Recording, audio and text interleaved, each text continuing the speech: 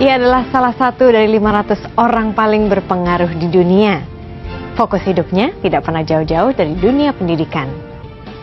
Siapa dia? Anda ini kan dulu merupakan salah satu anggota komite tim 8. Kemudian Anda menjadi salah satu anggota komite etik KPK. Mengapa sih Anda begitu concern terhadap pemberantasan korupsi?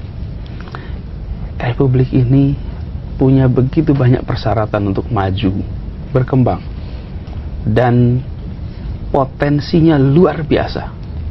Yang menghentikan ini adalah korupsi. Korupsi itu faktor penghambat yang luar biasa bagi peningkatan kesejahteraan. Korupsi ada 3, Mbak. Korup karena kebutuhan.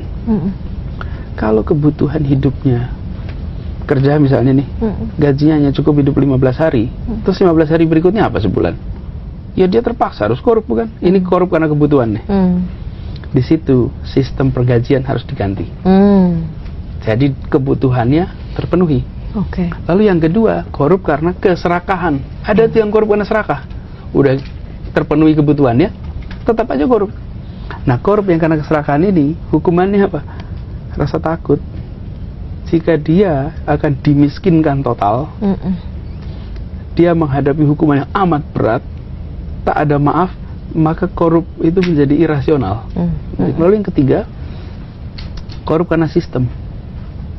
Sistemnya, meskipun orangnya mau baik, sistemnya membuat dia korup. Prosedurnya membuat dia terlibat korupsi.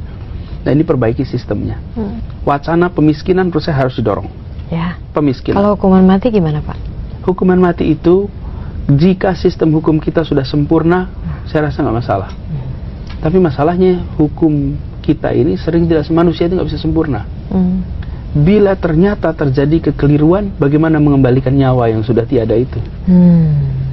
Dan begitu mereka dimiskinkan, hartanya diambil alih untuk negara, nanti biar para ahli hukum yang memikirkan klausulnya. Tetapi sebagai pilihan, sebagai sikap bangsa ini harus tegas. Dan di situ menurut saya tak ada ampun untuk mereka. Saya merasa giliran kita nih hari ini untuk memerangi korupsi secara all out. Dan itu harus dibangunnya sebenarnya dari rumah. Maksudnya? Menurut saya integritas itu harus dikembali menjadi tonggak utama. Dan itu mulainya di mana? Di rumah.